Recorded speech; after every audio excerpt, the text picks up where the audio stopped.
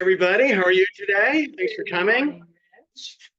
Good morning. Our speaker today was kind enough to provide breakfast. Very nice of you. Thank you. And our guest speaker is Jordan Phillips, and he's with IPX 1031 Exchange. It is a Fidelity company, and I never recommend anyone else than this company, as a matter of fact. So we have great representatives there. Mary's actually affiliated with them, right? It's a Fidelity company also.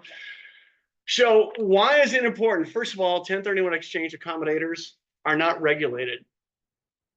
So what takes place, for example, if a 1031 accommodator files bankruptcy?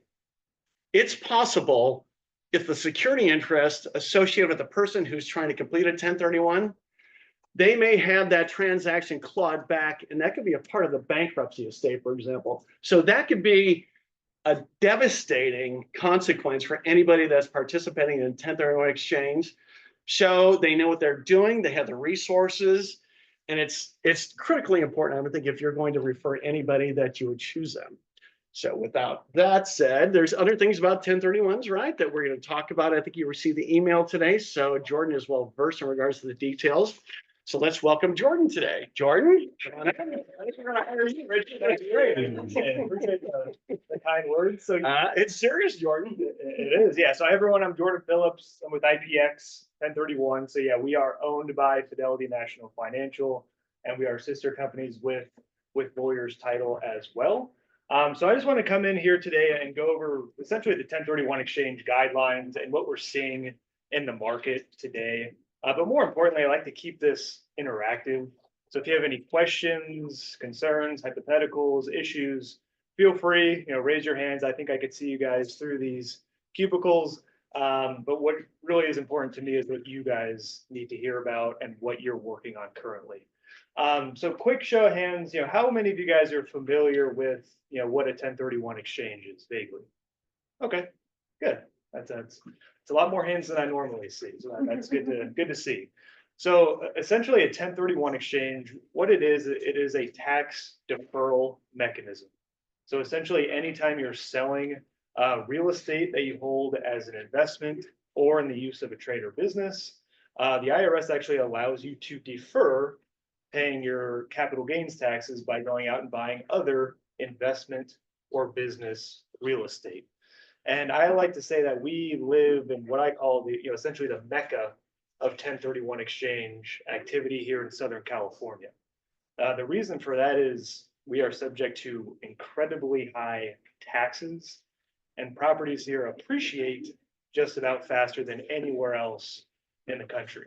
So there's a really good chance that if you're not working on a 1031 exchange, that eventually it will at some point pop up with one of your clients, because I would say about nationwide, about 20 to 25% of our overall exchanges happen right here in Southern California. So when it comes to doing a 1031 exchange, it really isn't overly complex, right? The IRS does have a few major guidelines that you have to be aware of. The first is the term like kind, right? So the IRS says that in order to do a 1031 exchange, you have to be able to sell and buy real estate, which is deemed like kind to each other. So a lot of our clients will say, hey, look, I heard this term like kind. I was speaking to a client yesterday. She was selling a piece of vacant land. And she said, well, hey, I was doing some research and, based off of my reading, the term like kind, does that mean I have to go out and buy another piece of vacant land in a 1031 exchange? Fortunately, the answer to that is no. So the term like kind is very broad.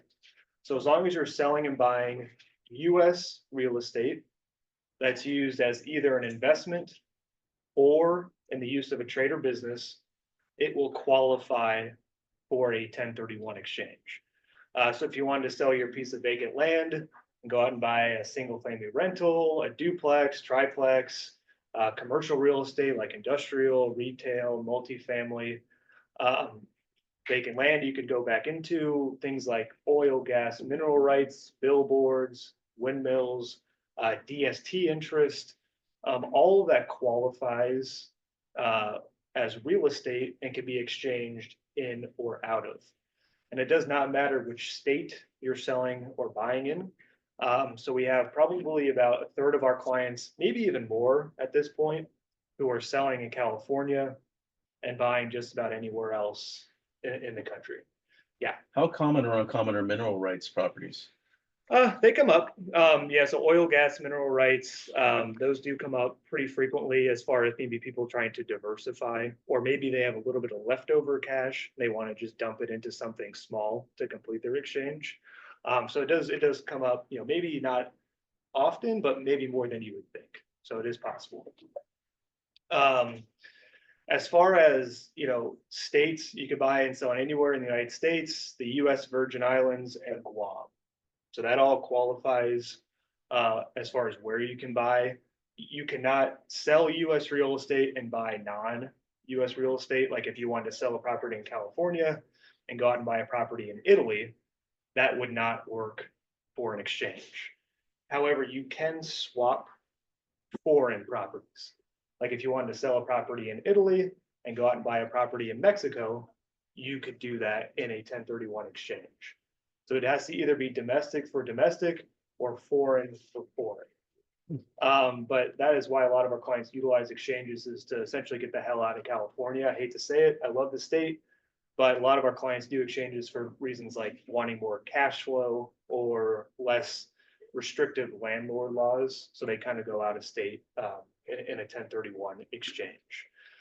To kind of illustrate a really extreme example of how I've seen a client diversify and do a 1031 exchange. So I recently had a client who was selling his business, right?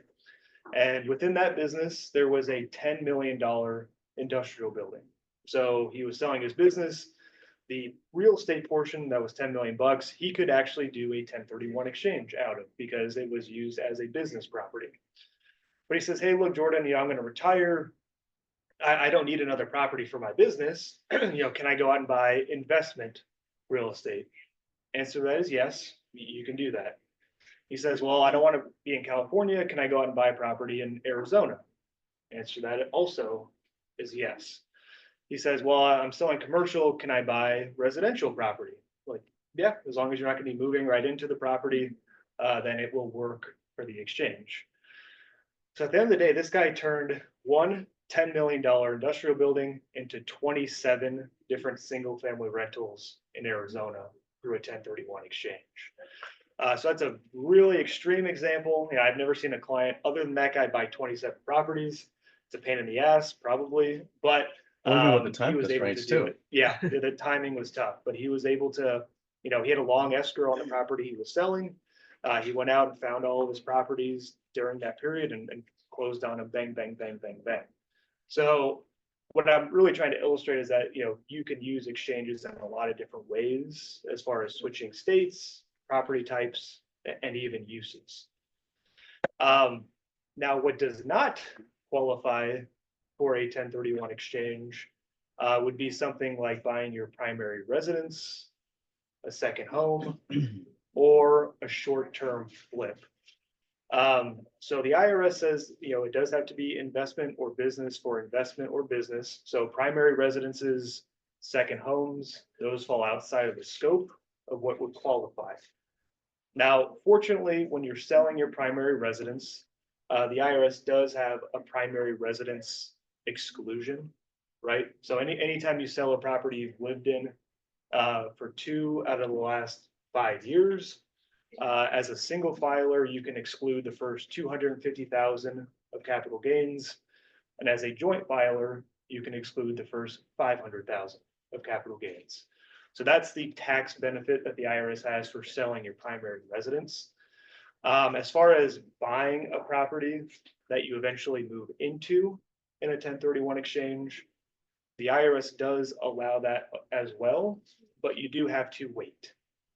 Right, so back in 2008, the IRS came out with a revenue procedure 2008-16, which says any property that you buy for a 1031 exchange or through a 1031 exchange, if you hold it as an investment for 2 full years, so 24 months, after 24 months, the IRS does not care what you do with the property.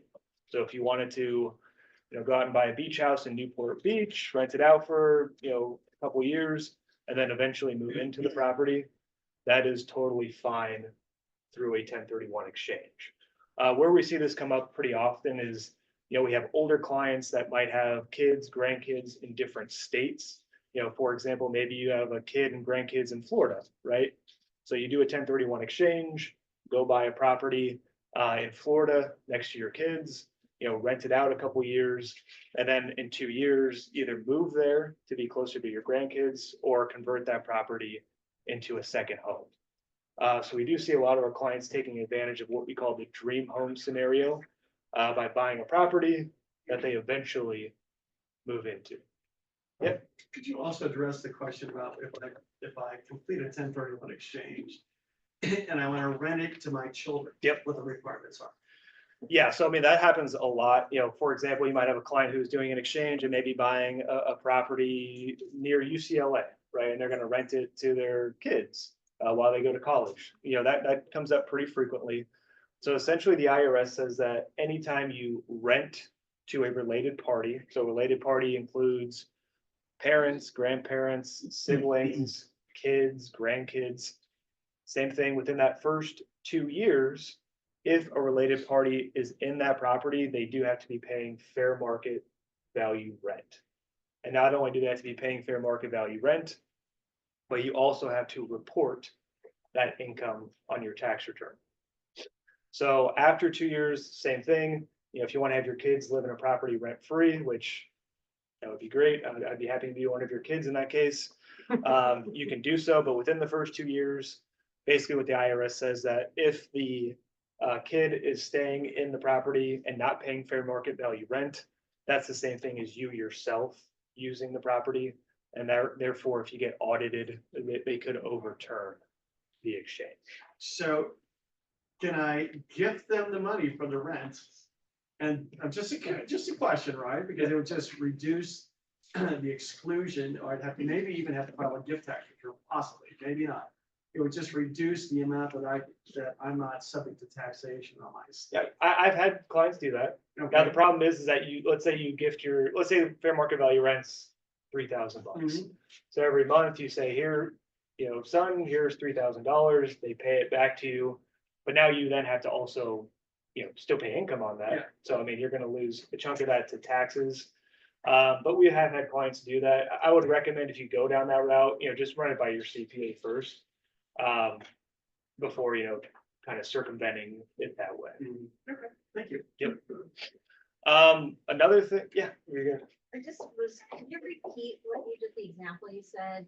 You said I could have a rental property in California. Yep. Let's say, right? I've owned it for 10 years. I want to go buy I want to do a 1031 exchange to Florida. Yep. Eventually, because my son lives over Yeah, there. yep. You said I should rent it out for 2 years. Mhm. And then I could move into it. Yep. And it will be a successful 1031. It will. exchange. Yeah, so back in 2008, the revenue procedure that the IRS released is basically, they created what's called a safe harbor. Meaning if you hold it as an investment for 2 years, after 2 years, they can no longer challenge the validity of your 1031 exchange. So you hold it for a rental for 24 months. After 24 months, you move into the property and all of the taxes would still be deferred under the 1031 exchange. So 1031 exchanges are an indefinite tax deferral, meaning unless you sell that property in Florida, all your taxes would still be deferred. So I could start off with like one rental property, do a 1031 exchange 5 times into my dream house. Mhm. In Newport Beach. Yep. For example, right? And then. I rent thought that you were one going out to for Florida. 2 Right? Very different. It's changing. Getting more creative, Mary. And then eventually rent that one out in Newport, the final destination for Yep. 2 years. Yep. And then move into it myself and retire. And yeah, live the rest of your life. Yep. Question, so if you buy, we did the exchange, the 1031 exchange, and you did buy residential for investment or rental. What happened with the tax? Can you transfer the tax of a previous property or This is totally different. So are you referring to like the property tax base? Yeah, so 1031 exchanges are just for deferring capital gains taxes. So like transferring your assessed value. My knowledge is that that's only for like primary residences on certain properties. It would fall outside of, investment properties for the exchange. Yeah. What if the property wasn't rented for the full 2 years? It was rented for 1 year because you couldn't find anybody to move into it. That's a great question. I appreciate the follow-up on that. That's actually something I was going to highlight as well. So essentially what the IRS says that in that revenue procedure, what they say is that within those 2 years, each of the first 2 years, so 2 12-month periods, you have to rent out the property for at least 14 days, right? So it doesn't have to be rented out the full 12 months, but you have to rent it out for at least 14 days in each of those 2-year periods. But you also need to limit your personal use to 14 days or less. So if you say, hey, look, year one, I rented out for, the full time, but year two, I can only rent it out for a month, that's totally fine. As long as you're not personally using that property as a second home or primary residence, that's all that matters. How do you know if you're not personally utilizing? How do they figure that? Yeah, that's always the follow-up question. Well, so I mean, look, if you don't get audited, I don't know. right, they don't really have the IRS doesn't have any way to find out.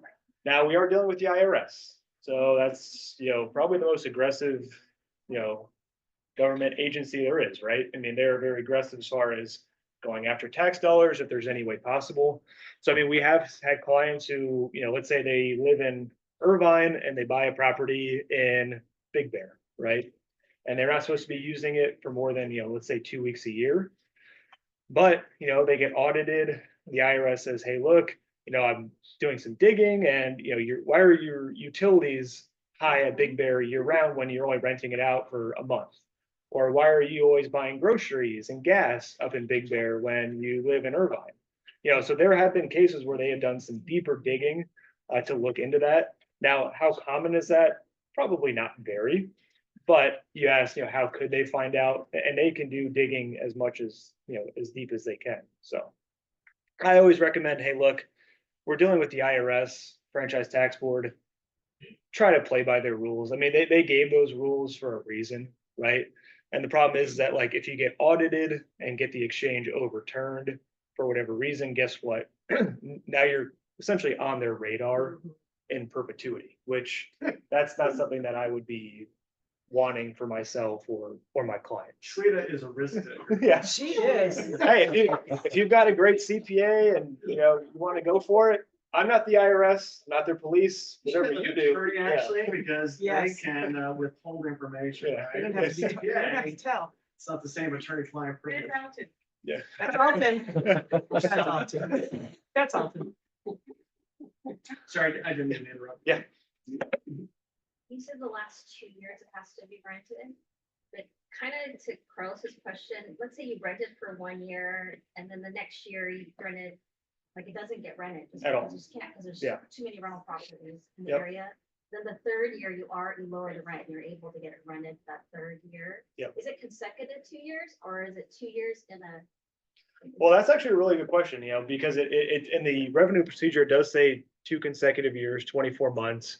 Now, if you said, hey, look, year one, I'm going to rent it out full time. Year two, I couldn't, but then year three, I was able to again. And then you move in after year three.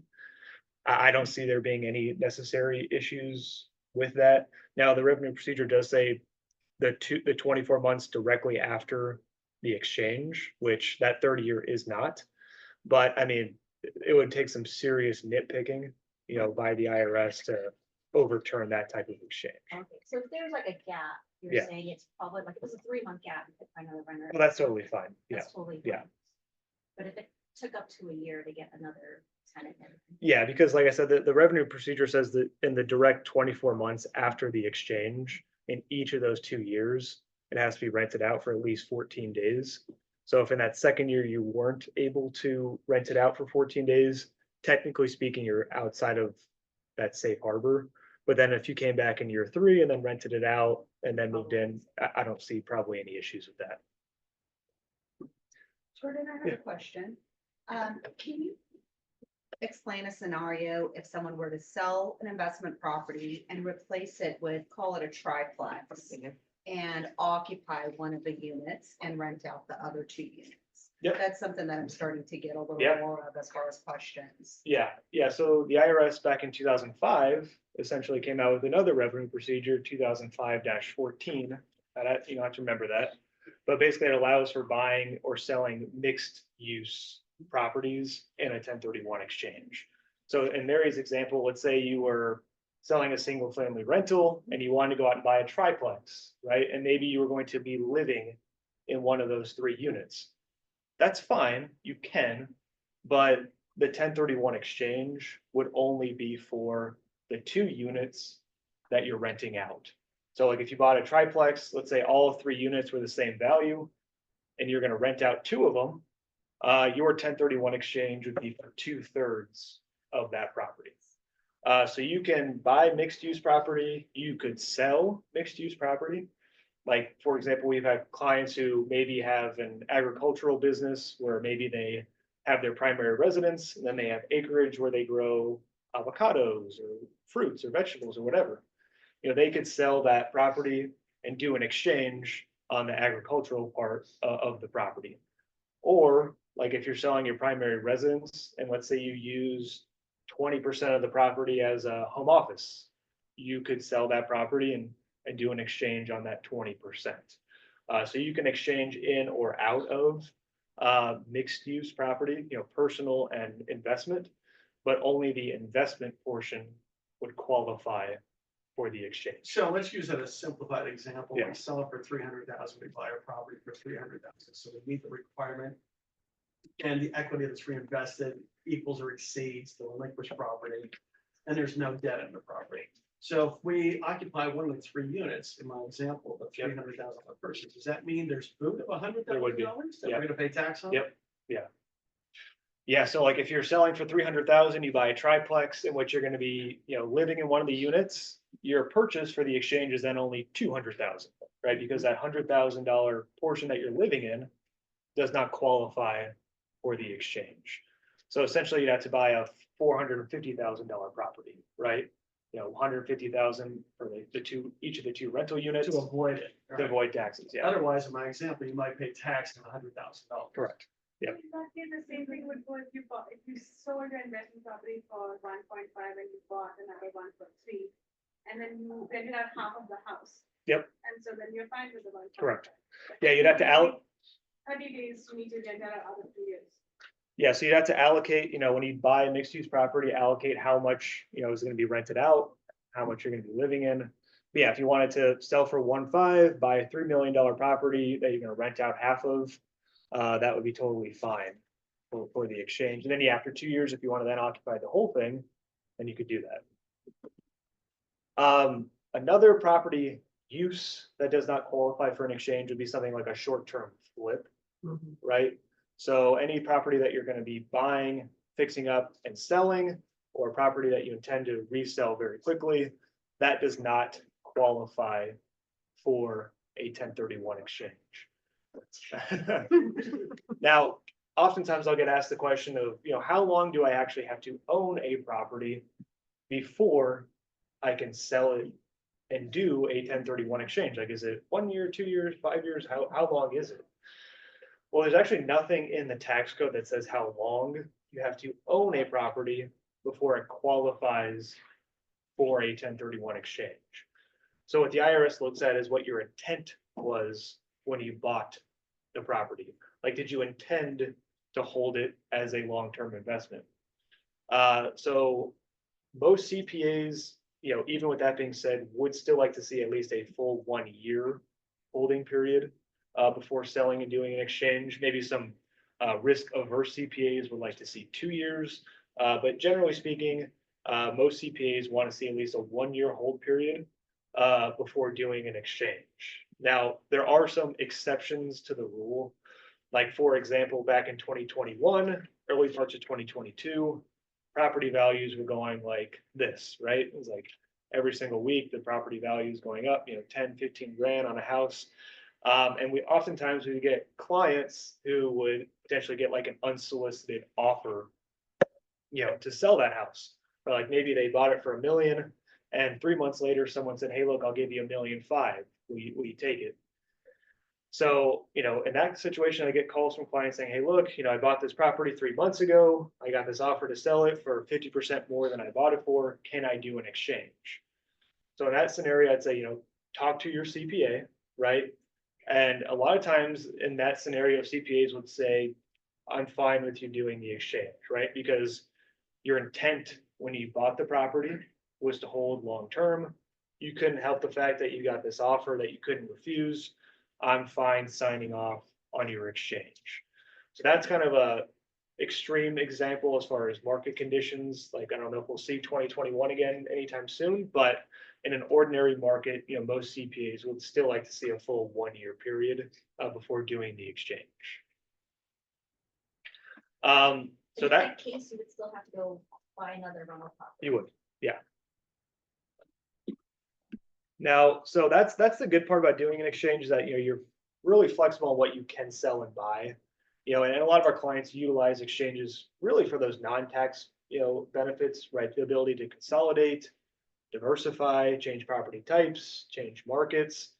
So that's really where the benefit of doing a 1031 exchange comes from, is the fact that you can change those property types and states. Now, the IRS still has to somewhat, make this a challenging transaction. So what they do is whenever you're doing a 1031 exchange, the IRS does impose timelines when it comes to completing the 1031 exchange. So they don't want you to basically be able to sell willy-nilly around and buy whenever you want. They essentially want you to buy something or pay your taxes. So a 1031 exchange, the actual clock for the exchange starts once you close on the property that you are selling. So the closing of the sale, that will start the 1031 exchange clock. So there's 2 timeframes you have to be aware of. The first is what's called the identification period. So from the closing of the sale, you have 45 calendar days to identify your potential replacement property or properties, and a total of 180 days to complete the purchase. Any guess of which one of those 2 timeframes usually causes more of an issue? 45 days, absolutely. Yeah, 45 days, about 6.5 weeks, comes and goes very, very quickly. So I'd say probably about 80 to 85% of our exchanges are successful. The ones that aren't are due to clients just basically waiting way too long to start the shopping process. So what I always recommend to clients is essentially, once you go into escrow, you're free to start the shopping process before the sale closes, right? So in this market, most of our clients are going to have a little bit more leverage on the property they're selling as opposed to the property they're buying. So I always advise, use that to your advantage, right?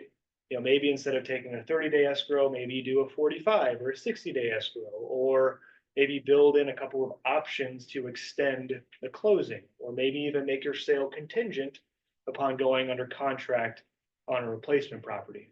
Because once that sale closes, there is no going back on those timeframes. So the only time the IRS allows for an extension is due to a federally declared disaster. So as you guys might remember, back in December of 2022, January 2023, we had heavy rainstorms in California, which allowed for the tax filing deadline to be extended, which also applied to 1031 exchange timeframes. So back in 2023, we had a lot of clients who had a lot more time to complete their exchange than they ordinarily would. But in a normal, I guess, weather atmosphere with no extensions, those 45 days to identify and the 180 days to close, those are hard and fast timeframes. Yep. So there's an exception to the 180 days. It's the earlier of the 180 days, or the due date for the tax return in the year in which the relinquished property is sold. Have you come across anything like that? Yeah. So let's say, for example, let's say you sold a property in December of this year, right? So the tax code says basically you have a maximum of 180 days to complete your exchange, or whenever you file your tax return for that year, Including extension. including extensions. So, yeah, if you're selling in December and let's say you get to April 15th, you're still within that 180 days. You essentially just would not file your taxes, you would file an extension. Because once you file your taxes, your exchange is over. So I mean, the extensions that you're able to file for your taxes, I say, okay, so Are always that's the gonna key, push- filing the extension to get the additional time. frame. yeah, do not, I mean, you're still just gonna get the 180 days total. You don't get more than Right. 180. Uh-huh. Yeah, so never file your taxes for the year you sold the property until you complete the exchange. Does that make sense, everybody? You mind repeating that? Yeah, Because so, that's a big issue. yeah, so let's say you sold a property in, let's call it December 31st, 2024.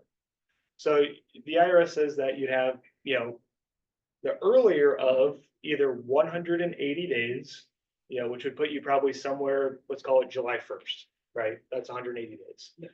It's probably not July 1st, but let's just call it that. Or whenever you file your 2024 tax return, right? Because you sold the property in 2024.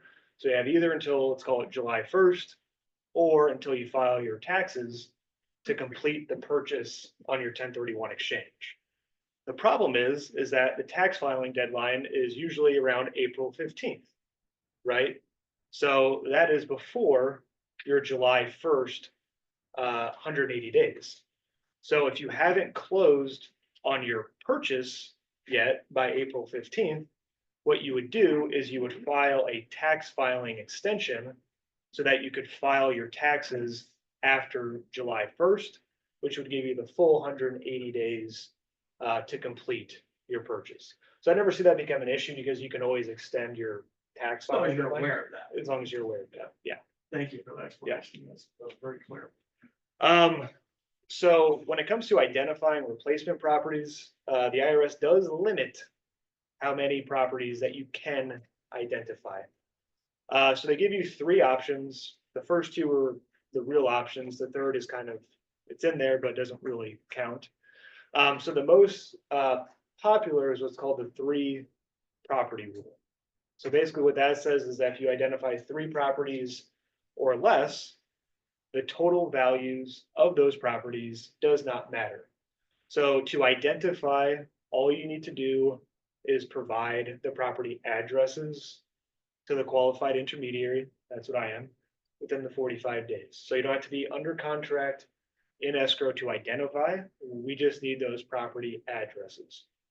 So the most common is what's called the 3 property rule. But a lot of our clients want to diversify and maybe buy 4, 5, 6, 27, properties in their exchange. So the 3 property rule isn't going to work for them. So alternatively, there is what's called the 200% rule. So basically what that says is that if you identify 4 or more properties, the total value of those properties can't exceed 2 times your sales price. So if you sell for $1 million and you wanted to identify, call it 5 properties, the total value of those 5 properties can't exceed 2 times your sales price, which is $2 million. So you're either limited on the total number of properties you identify, 3 or less, or the total value of those properties. Now, I said there was a third rule. It's what's called the 95% exception. Now, what that says is that if you fail to meet either the 3 property rule or the 200% rule, so you identify more than 3 properties and they exceed 2 times your sales price, in order to have a valid 1031 exchange, you would have to acquire 95% of what you identified. So the only time I see that come into play is if you're buying like a portfolio of properties. Maybe you're buying, 10 different properties and you have to close on all of them or nothing. That might work in that situation, but otherwise, I would just disregard that and know that it's either 3 properties or 2 times the sales price. So under the 200% rule, if you close on something greater than 100% of the full cash value of the relinquished property, then met Yeah. the threshold. So that's, in a nutshell, the identification rules. What about non-qualified properties? or properties that are no longer acceptable Well, I in mean, that 45-day identification period. what do you mean by that? Well, there's been properties that have been identified and they're no longer acceptable, but there could be a notice of revocation that could be filed. So within that 45-day Yeah. timeframe. Yeah, within the Could you 40, explain that? for yeah, us? so within the 45 days, that's a great point. You know, you are free to change those properties as much or as little as you would like. So let's say on day 10, you identify 3 properties, and let's say it comes to day 30 of your exchange, and all 3 of those properties are no longer available. You can revoke your identified properties, take those 3 off, and put 3 new ones on. So within the 45 days, you can change those properties as much or as little as you would like. But whatever that final list is into us by 11:59 PM on the 45th day. And yes, people do submit their ID form at 11:50, 11:55 on the 45th day. Once we receive that final list after day 45, there are no changes that are allowed. What a lot of our clients in this market are asking about now to kind of not necessarily circumvent, but work around those timeframes because they're pretty challenging on the identification process is what's called a reverse 1031 exchange. So oftentimes I'll get clients like, for example, you know, I had this client who called me up last week. He does a ton of 1031 exchanges, right? Like what his goal is, he is selling a massive real estate portfolio in California, and he's buying a bunch of properties in Tennessee. So he's going from California to Tennessee. And the new area that he's identified where he wants to invest in is on this lake, right? But he says, you know, supply is so low, and the only time that one of these properties comes to market is usually in the event of a death. So he says, you know, when these properties come for sale, I have to pounce on them very quickly, or else someone else will come in and snatch it up. So he calls me last week and says, hey, look, one of these properties came on the market. However, I haven't even listed my next California property to sell. Like, can I go out and buy this property first and then sell second? The answer to that is yes. You can do what's called a reverse 1031 exchange. So that's where you buy first, and then from the closing of the purchase, you would have 180 calendar days to close on the property you are selling.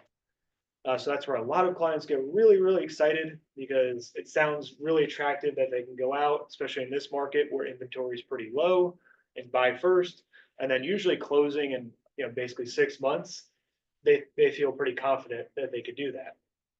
So that's the good news with a reverse exchange is that you can do it. The bad side or the bad news is that they are significantly more complex and expensive types of exchanges. The reason being is in a reverse 1031 exchange, the IRS says that you cannot be on title to both the property you're buying and the property you're selling at the same time. So this guy who wants to buy this Tennessee property, if he were to go out and buy the property in his name, his ability to do a reverse exchange would be over. So what happens is us as the qualified intermediary, what we would do is we would have to create a new LLC. So we would use that LLC to assign in to the position as the buyer. And at the closing of the purchase, instead of that client going on title to the property, this LLC that we create would take title on his behalf.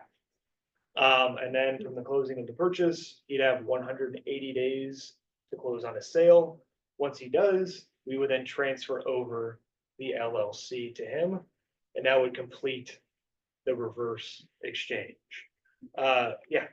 Some question. So you said you would take title as an LLC, right? So what if me as a seller, I have an LLC which I have the property under, but I go buy it under not my LLC but some other name, like just my personal name. Yeah. And so can I still do that even though I'm a member of the LLC? You can, because what you can't do is buy from yourself in a 1031 exchange or a related party. So, I mean, we've had clients who maybe have like a friend buy the property on their behalf and then buy it from their friend. That could theoretically work, but you can't say, hey, look, I'm selling in my LLC. I'll buy under my individual name or a trust or whatever, because when you sell your current property, you'd be buying at that point, that new property from yourself or a related party. It wouldn't work. Just the mechanics of how the money works. Yep. So you create the LLC and then Sweet is buying that property theoretically through a reverse exchange. How does the money change hands? Just curious. Are there tax implications? There isn't. So, okay, we'll get real, this is gonna be confusing, but mechanically speaking, we'll just kind of go through how it actually works. So let's say you're selling a property for $1 million and you're buying a property for $1 million through a reverse exchange. So let's say you have the $1 million cash to go out and buy this property first before you close on your sale. So the mechanics of a reverse exchange, how it actually works is what you're doing is you're loaning that $1 million to the LLC that we create. That LLC then uses that $1 million to buy that replacement property, right? So the LLC owns the property and you have $1 million loan against that property, which the LLC borrowed from you. Then let's say you go ahead and you sell your current property for $1 million. What then happens is you will use that money to buy the property from the LLC. And then the LLC takes that $1 million and uses it to pay off the loan to yourself. So you get that $1 million back. Is that a secured interest in It the is. LLC It is. or in the property? Just curious. Well, so the LLC, they do record a deed on it for Curious trustee. in Yeah. favor of the person who's Yeah. loaned the money. Yeah.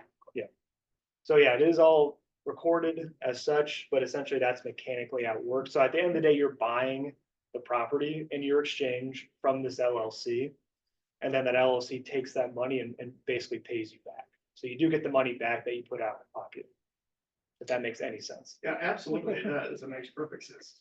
Like, so there's security for the Yeah. person who's engaging. Oh, yeah, for sure. And then I think obviously you have to have trust, but then I'm guessing an exchange is, reverse exchange is $6,000 to $7,000. Yeah, yeah. Could you just give a basic breakdown so people understand why it's that much money? You're creating an LLC. Yep. You have to pay, franchise tax additionally, plus the pleasure of doing business in the state of California. It's another $800, so Yep. $1,600, maybe $1,000 or more just to create the LLC, I could assume.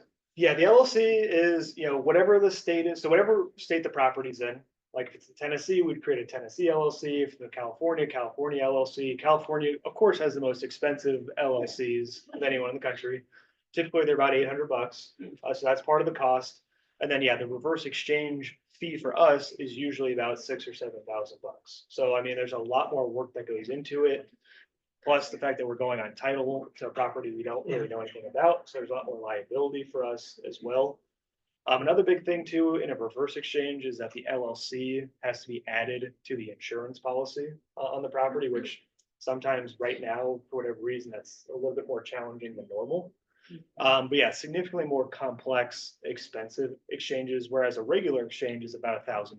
So total, the cost is $6,000 to $7,000 in total for a reverse exchange approximately. So our fee is $6,000 to $7,000 plus whatever the LLC Got it. costs. So some states it's a couple hundred, California it's like 800. So So it could be 8,000 to 9,000. And it could be. I'm Yeah. just curious. Yeah.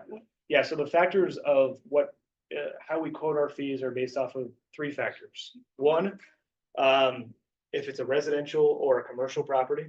So a commercial property is going to be higher in cost than a residential property because there's more liability. 2, if you have to get a loan on the property, that increases the cost because getting a lender on board is challenging and creates a lot more work as well. And then also the value of the property. So if it's a more expensive property, once again, there's more liability in our end, therefore our cost goes up. But for a typical, residential property, if it's all cash, you're going to be looking at about $6,000. So if there's a loan involved, you could still do the reverse. Yep. Without any issues. Well, there will be probably. So Yeah, because they're lending the money to you, Sounds right? very complicated. Yeah. Well, yeah, so the lender, what they essentially have to do is, the LLC will be on the loan and the lender has to insert what's called non-recourse language into the loan. Basically saying if, let's say you're doing the reverse exchange, if for whatever reason you don't make payment on that note, you can't come after us be accommodated. So it's gonna be an expensive loan, not It a is. recourse. Typically, it's gonna be short-term financing, like a bridge loan, hard money loan. Is that that gets- something you arrange or can help arrange? Just I curious. have referrals. You do. Good. Just curious. Yeah, but it is a hell of a lot more expensive than, Yeah. conventional financing. So most of these exchanges are all cash buyers, who have the extra cash, who don't need to go out and get a loan. But, depending on how much in taxes you have, the extra cost, loan fees, exchange fees, oftentimes will still work out as far as something that our clients do. Yeah, So it is the reverse, like, let's say the cash, it's 6,000 plus the additional 800 for the LLC. Right, yeah, whatever. 6,000 total. so it's 6,000, that's our fee, and then whatever the state is charging. So sometimes California will, depending on the time of the year, will be 800, sometimes it's 500. Usually doesn't get more than 800, but yeah, whatever the state is charging, we don't increase our cost. We just set up the LLC, and whatever the state charges is what we just pass on. Okay, and then your regular 1031 are $1,000. Yep, yeah. Hell of a lot easier and less complex. So what do you normally see? Do you see people submitting offers first and then identifying the properties? Or do they identify the properties first and then submit offers? What's the, It doesn't matter. I mean, a lot of times our clients will, submit maybe a number of offers, go through the 45 days. By the end of day 45, they'll probably dwindle that, list down to a few properties, and then they'll submit their final list. So you can go out and identify, or we can go out and put offers in, and then at the end of the day, dwindle that list down. So that's probably what most of our clients do. So the new construction, so Yep. now you don't know when they're gonna close them, so as long as you're in escrow, is that considered like? No. So that is the only time really that I see the 180 days be an issue, is on something like new construction. So you do have to be able to close on the property within the 180 days. So like if the estimated time that the property is going to be completed is on day 160, 170, there could be some issues, right? Because if there's any delay in the completion of that property and the closing of the property, if it goes past day 180, your exchange has failed. So I would recommend always building in a few months. Let's say it's going to be done on day 100 or 120, that should be fine, because you have a couple of months of delays potentially. But yeah, if it's really late into the exchange, any sort of delays could blow the entire thing.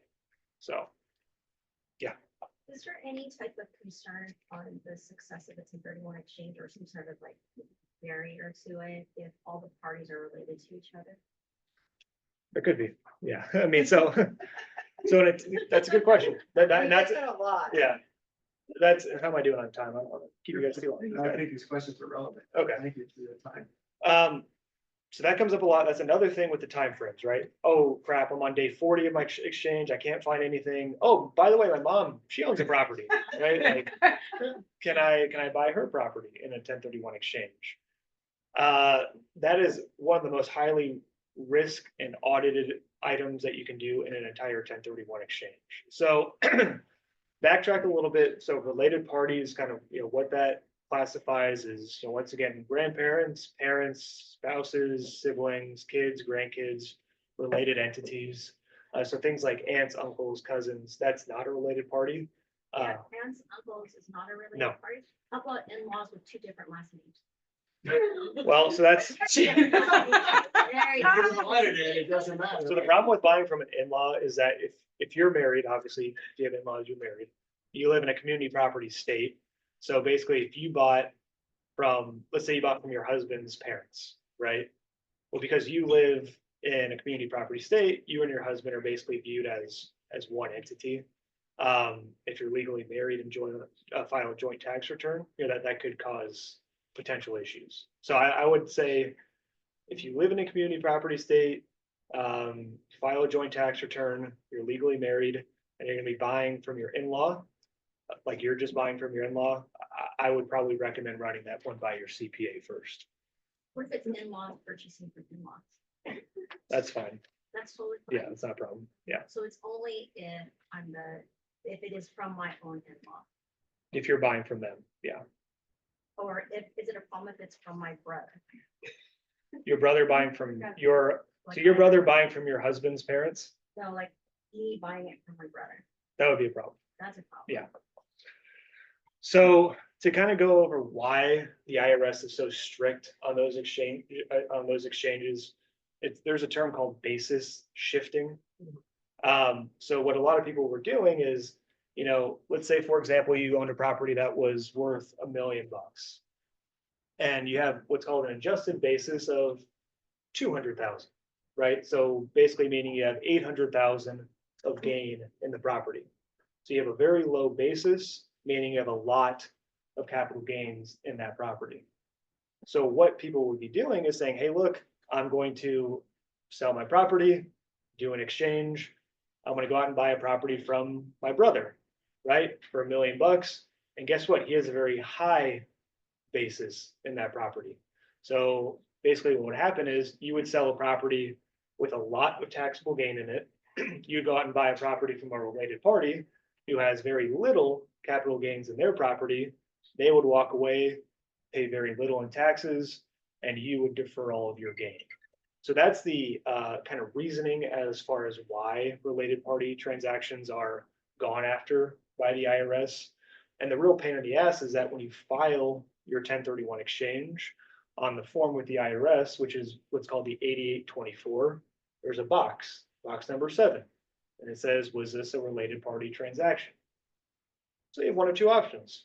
You buy from your brother and you say, yes, this was a related party transaction, opens you up to a lot of potential risk and potentially getting audited, or you say no and you commit federal tax fraud. So you're kind of stuck between a rock and a hard place when it comes to buying from a related party. So the only really loophole that the IRS provides is that if, let's say you buy from your brother, if he then does a 1031 exchange as well and buys from a third party, the IRS will allow that exchange. But if you just buy from your brother, he cashes out, you report it as a related party exchange, there's a really good chance that the IRS is going to flag that, potentially audit it, and a decent chance the exchange is going to get overturned. Now, we will get clients to say, hey, look, can I do it? And once again, that's where IPX comes in as not being the IRS police or the Franchise Tax Board police. If you want to do it, I would say don't do it without the blessing of your CPA. But sometimes we'll have CPAs who will say, hey, look, I'm totally fine. Go forward with it. I'll defend you if need be. So long story short, buying from a related party definitely causes issues in an exchange. Selling to a related party in a 1031 exchange, as long as that fair market value doesn't cause any issues. So you can sell, if you want to sell a property to your brother and do an exchange, that's totally fine. But you're saying in-law to in-law, that's not an issue, and that's Do not a related party in No. America? Like if your, basically if your parents wanted to buy property from your husband's Exactly. parents, that's not a problem. You would mark the no as a Correct. party. Yeah. So under normal exchange, you buy the rental property and then you lease it for 2 years. Mhm. After that, you get moved in. Correct. After you move in and live there for 2 years, does that break the 1031 cycle? It becomes your primary. You can sell it after living there for 2 years. You could, I mean, are you talking about referring to like taking the primary residence exclusion after Right. 2 years? 2 hour plus 5 Yeah. years. Okay, so here's another, I guess we'll get pretty technical again on that example. So let's say you do a 1031 exchange, right? Let's say you owned a property for 5 years, right? Let's say you sold it and you did a 1031 exchange. You buy a replacement property, you rent it out for 2 years. After 2 years, you move in.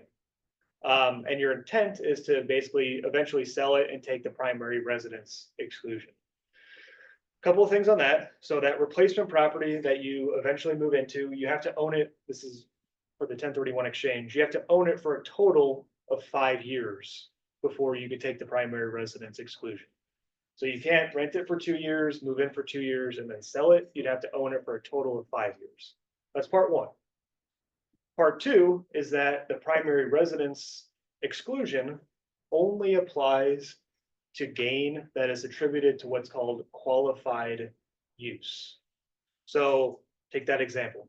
let's say you own a property for 5 years, do an exchange, rent it out for 2 years, move in for 3, and then sell it. So basically, the IRS would say you've owned these properties for a total of 10 years, 5 and 5. However, out of those 10 years, 7 of those 10 years were used as an investment property. That is not what we deem to be qualified use under the primary residence exclusion. So essentially, only the gain that is attributed to those last 3 years will be eligible to be excluded under the primary residence exclusion. So that gain that's attributed to the 5 years before the exchange and the 2 years after the exchange, you would still have to pay taxes on that amount. You get a 30% of the 500,000 exclusion. In your example, 10 years ownership, 3 years qualified. So what it would be is that you would have, you take the total gain. Yeah. Right, so let's say it's $1 million. Let's say 500,000 on the first property, 500,000 on the second. So the property was lived in for 30%. Correct. Of So you those get years. So you, 30% of the $500,000 exclusion. so, well, yeah, it would work out that way, but you Yeah. get to exclude 30% of the gain. So the 300,000 that you lived in, that much could be excluded. Yeah. Let's add a little twist to it. Yep. You pass away, Yep. it's in a trust, Uh-huh. your kids inherit it. It's free. Perfect. Yeah, I mean, I listed a bunch of ways on why people use exchanges, consolidation, diversification, yada, yada, yada. Another one that I should have mentioned is estate planning purposes, right? So a 1031 exchange is a tax deferral mechanism, meaning if you do an exchange and you cash out within your lifetime, you would pay your taxes.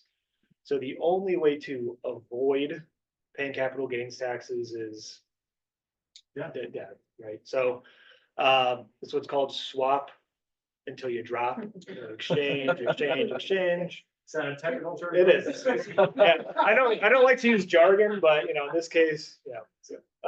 So the benefit, even then, there's no depreciation recapture, Right. right? So that's the benefit when you die, all right? Your descendants are not going to pay depreciate or that 25% tax on the depreciation recapture. Yeah, so all That's your huge. all your gain gets wiped out upon death. So if you want to sell the property the next day, you would pay 0 in capital gains taxes. So yeah. So now, like you had mentioned, you can get to sell 2 properties, get one, your dream home, whatever, right? Rent it out for 30 days and 2 years. But now, is that my secondary home since I'm just renting it out, or is it still considered, because I'm still living in half of the house, is that my secondary home? And can I make my primary into a rental at that point? How does that work? So basically, is this the example where you're buying for 3 million and you're renting out half the property and living in half the property? Yeah, 50% of the property would be your primary residence, and 50% you'd be taking as a investment property, taking the depreciation and all that good stuff on the property. So then that way, I can just convert my primary into a rental and not have to pay the gains. Yeah, you would be selling it, so. Yeah, the key is you must invest all of your equity into the replacement property and take on the debt or replace the debt with cash. Yeah, so that, In an equal amount. yeah, so that, that's the last requirement is, how much you actually have to purchase for to defer all of the capital gains taxes. So to keep things kind of cut and dry, what the IRS says is that the number they look at is the sales price minus your essentially closing costs. So like if you're paying title fees, escrow fees, recording fees, commissions, all of that gets deducted from the sales price, and that's how much you'd have to buy for or hire to defer all of your capital gains taxes. So within that, let's just take an example. Let's say you sell for, after closing costs, let's say you sell for $1 million, right? Let's say you have 800,000 of cash and you're paying off a $200,000 loan. So the requirements are that you go out and you buy for $1 million or higher. The second requirement is that you roll all 800,000 of cash from the sale into the purchase. So even if you bought for 100 million, but you didn't reinvest all that cash, let's say you didn't reinvest 100,000 of it, that amount would be what's called taxable boot. So you must reinvest all the net equity from your sale into the purchase, and then you have to replace the value of the debt that was paid off. So this is where our client's saying, hey, look, do I have to get another loan? Interest rates are pretty high. So the IRS says that you can either replace that debt value with a new loan or additional cash. So like if you wanted to buy a property for $1 million, roll your 800,000 of exchange proceeds into the purchase and bring in 200,000 of additional cash to buy all free and clear without a loan, you could do that as well. So those are the requirements: equal to or greater than in value, roll all the cash from the sale into the purchase, and then replace the value of that debt either with a new loan or more cash. So 1031 exchanges aren't all or nothing. Like if you sold for $1 million and bought for 900,000, that's still a valid 1031 exchange, but you would pay taxes on that $100,000 difference. So that's what's called a partial 1031 exchange, which comes up pretty frequently, especially with clients who want to create a little bit of liquidity, right? They might say, hey, look, I'm going to keep a couple $100,000 for myself, pay taxes on it, and do a 1031 exchange with the rest. So totally fine. So on multi-unit, if the owner puts in ADU, then it is, you get the full advantage of the 1031 exchange. So if they live in an ADU, Yeah, the owner moves into ADUs and rent the rest of the units. so in that case, you would basically, when you sell the property, if you're going to be doing a 1031 exchange, you'd have to do some allocations, right? So the units that are being rented out, you could do a 1031 exchange on, no problem. But the ADU that you're living in, that would not qualify for the exchange. So basically, if let's say the units are worth 80% of the sales price and the ADUs worth 20%, you could do a 1031 exchange on the 80%. And then that 20% that you're living in the ADU, you could not do the exchange on. But on the purchase. Yep. When you purchase. Yep. And you sold one property and you purchased a 4 units Mhm. plus ADU. Same thing. Went to ADU, still the same. Same thing, yeah. Let's say, for example, you buy that same property, the 80% allocated to the units, you could do a 1031 exchange into, but the ADU, that 20%, not qualifying for the exchange. What about closing costs? How does that account? How does that take it into account? So on the sale, you can deduct essentially all the closing costs that are on the settlement statement, the title fees, escrow fees, commissions, transfer fees, all that stuff, that all gets deducted. When it comes to things on the purchase, believe it or not, the IRS actually does not have any guidance on that. So I mean, we certainly will have, clients who will use exchange fees for things like title, escrow fees. That's really gonna be on their CPA to determine, whether or not that causes boot, taxable event. Things like loan fees, almost certainly that is pretty clear that will cause boot if you use exchange funds to pay for loan cost. But on the purchase side, other things, title, escrow fees, that's really kind of up for interpretation and really how the CPA decides to report it. So, One more question? yeah. Jordan? I don't think I need to promote you, Jordan. That was excellent. Thank you very much. I really appreciate it. That was an excellent presentation. So thank you for coming today, everybody. Has everyone turned their business cards in? Wait, nobody at home has questions? Nobody home has any questions? It's okay. George's probably tired talking. Thank you, Jordan. I don't have to sell Jordan. I think he sold himself. Thank you. Excellent. Oh, yeah, come on. Everybody turn their business cards in. We do have movie tickets. If you don't want them, you don't have to put your business card I'm gonna put that. in. No, Carlos. I can't believe it, Carlos. What was you? The Gladiator movie. Oh, that's right. Is that in theaters now? Yeah. Was that 1 or 2 cards or 3, Gina? 6. Just one? Sounded like there was a lot of weight going in there. 6. Damn, Gina. She put my name on 4 of them, so that's good. Oh, did she? Well, that's acceptable then. And then I had to give her the ticket. That's acceptable. We can do that. Okay. Everybody? All right. MJ? Okay. Thank you. And then one more. Who do we have? Gina. Oh, how convenient. There you go.